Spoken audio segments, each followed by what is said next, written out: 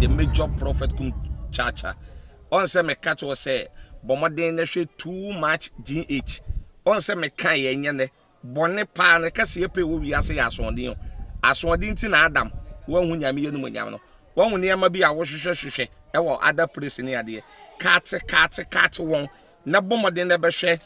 too much GH be hwe na subscribe bomoden o be hwe pe na wa ye subscribe o subscribe subscribe na subscribe na o subscribe a na wo benya ne yama papa a wo pe ahwe nyame hira na ura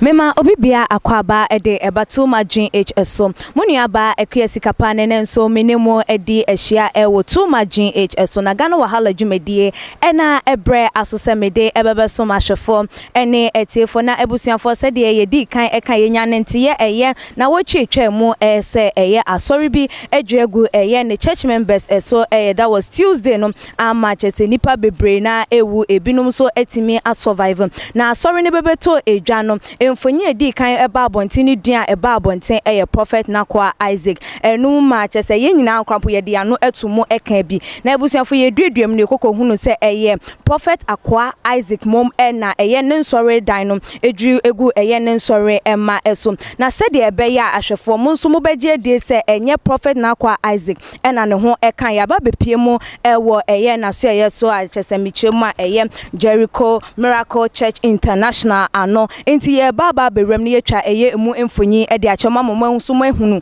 mani so se eyampa se enye yem papa eye prophet Nakoa Isaac mom na ne ho aka na mom eye prophet Nakoa Isaac nti abusuafo se de emfonyi no etwa e de ekono na muhu eye eno no eye Jericho Miracle Church International chese ewo eye kuntunsi amasamai ekwan no eso no ensawem kwan so ne no na chese yetwa e de emamo no se de wuhu pepe epe eno no ebusuafo asori dan na ye remu a eno the entrance of the church na chese ye twa ede etremo mamu ehunu no prophet Nakoa Isaac awoda eye Jericho Miracle Church International ano enene de ya bepie eye na asori dem se de mo so mo be hunu se eye ne asori dan no edasu eside esi enya de se edwi egu se de yenya eye ne ntiye eno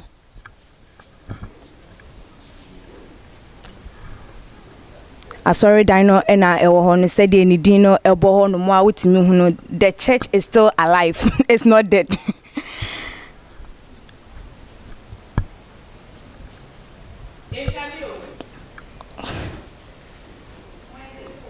Okay. Abusuafo said the mfunyinu etwa na chese eye sa pepepe na etie nti eye prophet Nakoa Isaac dem na sorry no eda so ewo ho no ma chese injury engu eye nti na hu bi hia se ye dem ebeba ba besum eye too much ahwefo na mo so mahunu eye ebie nti said the kind Jericho Miracle Church International de eda so eside esi aboni bia ensi ye ewo eye ehu nti na ye de eba besum to wadwenche bi wo bibia nso pesa wonka obetimi de eja ewo too much age your comment section be most like a videos na share our other social media platform but me follow yen your IG page at too much age _midin e de ekuyesi kapada sene ye besane hia makram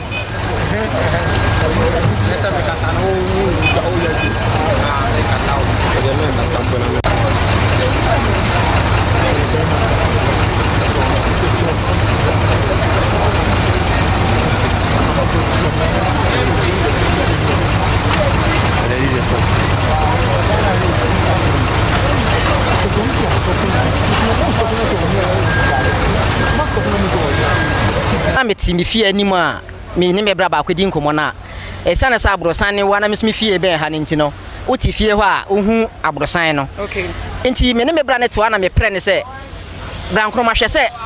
akwa zekidan no ebu nti manu be si na kire se edan no agi gimba akopɛ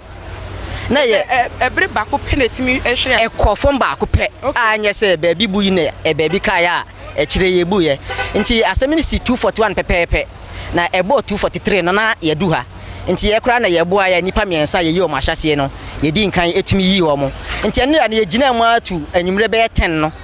e force ya say ye be yi nipa ni bi na 10 ye tumi yi nipa 13 no na 6 na Nyankopon atwensa frɛ mo ana 7 de na omo ahoden a ambulance de omo call hospital sa me pa chon ai eniti ansa na dani dwregu no bi eni otimi pie film ono de na hu fan atwe anka na otimi pie film kra se ona mabonti baby na wuni a hye inside me beto abrante ba ko ha one de oye madam fo kakra me ni din komo na ono na mbisa se na kwaku na de na si na o se no no kra o ho bia na o pie nti ono na tie mu se munwane o nti e ba asa no nipa miensa na ka na otimi pie a me an be hu nipa na se mienu de na omo ho atwitwa a kire se dan kra ye den ebu kan omo na so no omo no omo aben anu ni nti Yakopon adom mfuturo na hu se na ato ahye omo so ne edan na propri bi na agbobo omo nti ye ba no nipa 4 ene tumi dwane firi ho a at that time no omo tumi survive from say edan no ye den ebu agu omo so nti sabre nipa 4 ena omo sa ye den etumi pie a isa chomo so 4 da asafuna no owo mu bia na me pa chonkomo a medi no e kire se papa no ni asodan ni mu bi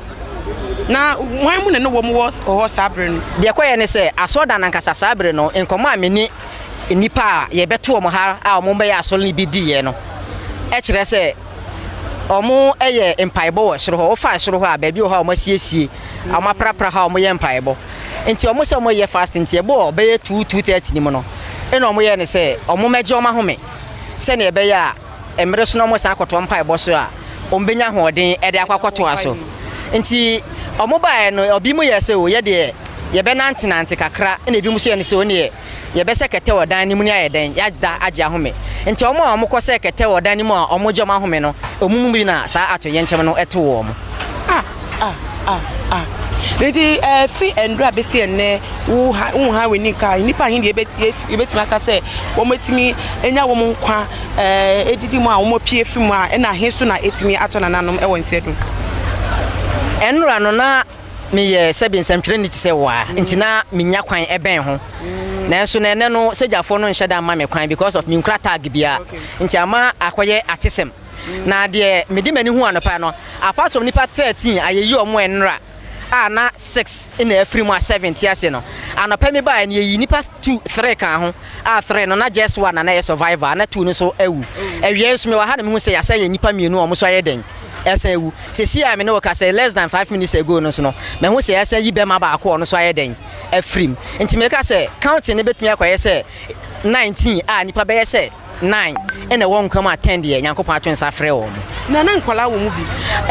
de tie ne say ye bi say no mo kire say na abatan bi ededa mo ma e wo asodan ni mu na say eye nkwara say mienu ana miensa no obi antumi nkire sei abose to aso 45 equal 6 na wo hwe pillars e wo a wo hwe ani hye na wan na so ye na too much GH we did akose Japan e brebi am bese me TV me hwe too much GH omo de mufu a omo sports and entertainment omo de mufu mo koso hwe omo na oni ba gide bia me da ma say love you.